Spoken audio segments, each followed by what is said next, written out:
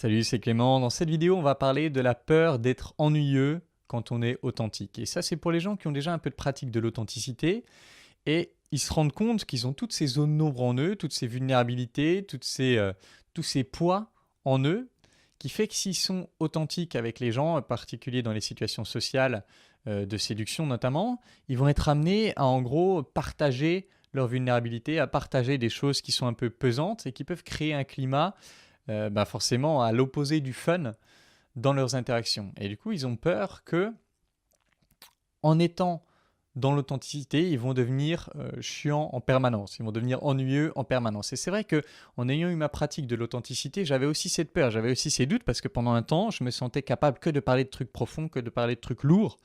Et quelque part, c'était devenu ma zone de confort, ce qui fait que j'avais un peu peur de devenir le mec relou de la soirée, quoi. Le mec relou, le gars qui plombe l'ambiance. Et je sais que c'est quelque chose qui revient très souvent chez mes clients au début de leur travail, cette peur de devenir le gars qui plombe l'ambiance constamment. Et en fait, ce que je voudrais dire par rapport à ça, c'est issu d'un coaching récent où mon client s'est rendu compte que il va s'engager dans l'authenticité, mais il va très vite ressentir le besoin de faire une blague, ressentir le besoin de plaisanter. Et en fait, en creusant un peu par rapport à ça, on s'est rendu compte qu'il y avait deux sources de plaisanterie. Il y avait je plaisante parce que j'ai peur qu'il me trouve chiant, auquel cas c'est inauthentique. Mais il y avait aussi je plaisante parce qu'au bout d'un moment j'en ai marre de me plaindre. Et pour moi, c'est ça le processus. C'est-à-dire que quand on se lance dans cette authenticité, c'est comme si on avait plein de trucs à vider. On a beaucoup besoin de vider son sac et ça peut durer longtemps, cette période où on a besoin de vider son sac. Sauf que, à force de vider son sac, à un moment donné, on en a marre, on s'est auto-soulé. On en a marre de nous-mêmes, d'être dans le vidage de sac, on a envie de plaisanter. C'est là, au final, que la joie, le fun, va venir de l'intérieur vers l'extérieur, que ça va être spontané, l'envie d'être plus fun, l'envie d'être plus léger. Et ça, c'est le début de la guérison. Quand on commence à ressentir de l'intérieur l'envie d'être plus léger. C'est pas je vais être plus léger parce que j'ai peur du jugement des autres, c'est je vais être plus léger parce que c'est bon. J'en ai marre d'avoir ressassé mes trucs, maintenant j'ai envie de m'amuser. Donc ça, c'est au final un bon signe. C'est le début de la guérison et du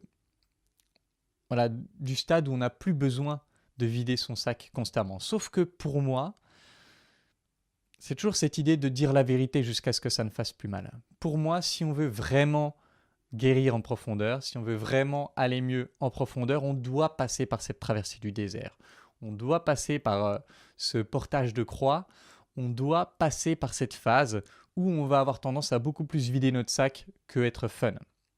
On doit passer par ça pour libérer l'espace, pour creuser au couteau, comme dit Khalil Gibran dans Le Prophète, creuser au couteau pour créer un espace en soi qui permettra de plus accueillir. On doit passer par cette phase qui, certes, peut paraître plus peut paraître plus ennuyeuse. Et donc, forcément, on sera moins fun, mais on doit passer par ça pour pouvoir accéder à ce fun spontané, naturel et authentique.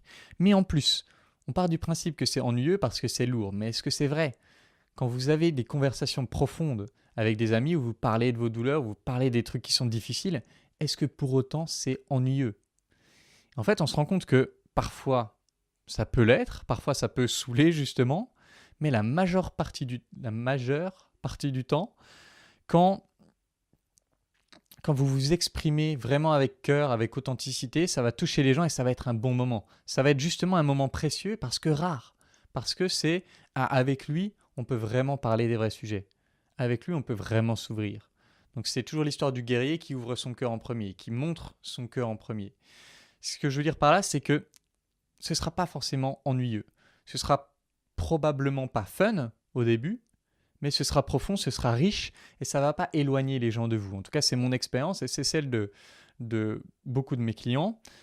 On passe par ça, non seulement ça nous fait du bien à nous, ça permet aux autres de se faire du bien à eux, de vider leur sac à eux, ça renforce les liens et en plus, petit à petit, ça permet d'accéder à ce fun qui vient spontanément de l'intérieur vers l'extérieur. Donc ce fun authentique, ce fun naturel, ce fun qui vient de vous, votre façon de vous amuser. Donc c'est quelque chose de très riche, je sais que c'est difficile, je sais que c'est un chemin c'est un chemin de croix, je sais que c'est dur, mais pour moi, c'est la seule façon de pouvoir guérir en profondeur. Sinon, vous allez vous retrouver à faire semblant, à porter le sourire, à vous entraîner à porter le sourire. Et au final, c'est ce qu'on disait aussi avec ce client. Est-ce qu'il faut fake it till you make it? Est-ce qu'il faut faire semblant jusqu'à ce qu'on y arrive? De mon expérience, de ce que je vois autour de moi, c'est plus fake it till you're good at faking it. C'est-à-dire que tu peux faire semblant, tu deviens très bon à faire semblant, mais ça ne résout pas le problème intérieur profond. Donc pour moi, la seule manière de résoudre ce problème intérieur profond, c'est de passer par cette traversée du désert. Voilà, j'espère que cette vidéo vous aura aidé. Comme d'habitude, si vous voulez travailler avec moi, vous pouvez postuler à l'école des guerriers dans le lien que je vous ai mis dans la description. C'est tout pour cette vidéo. En attendant la prochaine, je vous embrasse et je vous dis à bientôt. Ciao.